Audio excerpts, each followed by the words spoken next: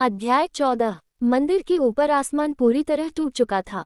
विशाल काली दरार से निकलता हुआ वो हाथ अब धीरे धीरे इस दुनिया को छू रहा था। जहां उसकी उंगलियां पड़ती वहां जमीन राख में बदल जाती। हवा भारी हो चुकी थी, सांस लेना भी मुश्किल लग रहा था। आरव और आयरा साथ खड़े थे। उनकी हथेलियां अब भी एक दूसरे से जुड़ी हुई थीं, लेकिन दोनों समझ चुके थे ये सिर्फ शुरुआत थी। वैरोक पीछे हट चुका था। उसकी आंखों में पहली बार डर साफ दिखाई दे रहा था। वो जाग रहा है, उसने कांपती आवाज में कहा। अचानक आसमान से एक गूंजती हुई आवाज उतरी, आयरा। पूरा मंदिर कांप उठा। अंधकार की असली आवाज अब पहले से कहीं ज्यादा साफ थी। अब कोई तुम्हें मुझसे अलग नहीं कर सकता। आयरा दर्द से अपना सिर पकड़कर नीचे झुक गई। उसकी आंखों में फिर लाल चमक उभरने लगी। नहीं, वो धीरे से बोली। आरव तुरंत उसके सामने आया। मेरी तरफ देखो। आयरा ने मुश्किल से उसकी तरफ देखा। उसकी आंखों में आंसू थे। वो मेरे अंदर घुस रहा है। तभी कबीर की आवाज पीछे से गूंजी, क्योंकि दरार पूरी तरह खुलने वाली है। आरव और आयरा पलटे। कबीर, मीरा और कुछ बचे हुए लोग मंदिर तक पहुंच चुके थे। कबीर के हाथ में एक पुराना चमकता हुआ नक्शा था। उसने जल्दी से कहा, अगर अंधकार इस दुनिया में पूरी तरह आ गया तो फिर कुछ नहीं बचेगा। आरव ने पूछा, तो उसे रोका कैसे जाए? कबीर ने नक्शा खोला। उसमें एक चमकती हुई जगह बनी थी। एल्थार, यहीं। कबीर ने कहा, अंधकार का द्वार एल्थार से जुड़ा हुआ है। अगर वहां पहुंचकर संतुलन का स्तंभ जाग गया तो दरार बंद हो सकती है। आयरा की आंखें फैल गईं। संतुलन का स्तंभ? कबीर ने सिर हिलाया। तुम्हारे पूर्वजों ने उसे बनाया था। वही आखिरी उम्मीद है। कुछ पल के लिए सब शांत हो गए। दूर आसमान में गड़गड़ाहट लगातार बढ़ रही थी। समय खत्म हो रहा था। आरव ने दृढ़ आवाज में कहा, तो हम एल्थार जाएंगे। लेकिन कबीर की आंखें झुक गईं।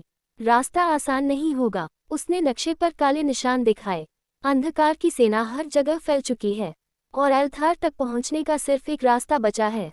कौन सा? आरव ने पूछा। कबीर की आवाज भारी हो गई। मृत घाटी। मीरा डर गई। वहां तो कोई वापस नहीं आता। आयरा समझ गई। मृत घाटी, वो जगह जहां प्रलय के दौरान लाखों लोग मारे गए थे। अब वहां सिर्फ भटकती आत्माएं और अंधकार के जीव रहते थे। आरव ने बिना डरे कहा, फिर भी हमें जाना होगा। आयरा उसकी तरफ देखती रही। उसके चेहरे पर डर नहीं था, सिर्फ एक जिद, उसे बचाने की। उसका दिल फिर कांप उठा। आरव, उसने धीरे से कहा, अगर रास्ते में मुझे कुछ हो गया तो? आरव उसकी तरफ बढ़ा, तो मैं तुम्हें वापस ले आऊंगा। आयरा हल्का सा मुस्कुराए। तुम हमेशा इतनी जिद क्यों करते हो? आरव भी मुस्कुराया, क्योंकि मैं तुम्हें खोना नहीं चाहता। उनकी आंखें मिलीं। उस एक पल में प्रलय, डर, अंधकार सब जैसे दूर हो गया। लेकिन तभी धड़ाम, आसमान से काली बिजली नीचे गिरी। पूरा मंदिर हिल गया और दरार के भीतर से अब सिर्फ हाथ नहीं, बल्कि एक विशाल चेहरा उभरने लगा। दो जलती हुई आंखें और अंतहीन अंधेरा। अंधकार अब इस दुनिया में प्रवेश कर रहा था। वैरोक घुटनों पर झुक गया। स्वामी। अंधकार की नजर सीधे आयरा पर पड़ी और उसकी आवाज गूंजी, भाग लो जितना भागना है, अंत में तुम मेरी ही बनोगी। आयरा कांप उठी, लेकिन तभी आरव ने उसका हाथ कसकर पकड़ लिया। नहीं, उसने दृढ़ आवाज में कहा, वो तुम्हें कभी नहीं पाएगा। कुछ पल के लिए आयरा बस उसे देखती रही। फिर उसने धीरे से सिर हिलाया। ठीक है, उसने अपनी आंखों से आंसू पोंछे। तो चलो अंतिम रास्ते पर। और उसी पल आरव, आयरा, कबीर और बाकी लोग एल्थार की ओर निकल पड़े।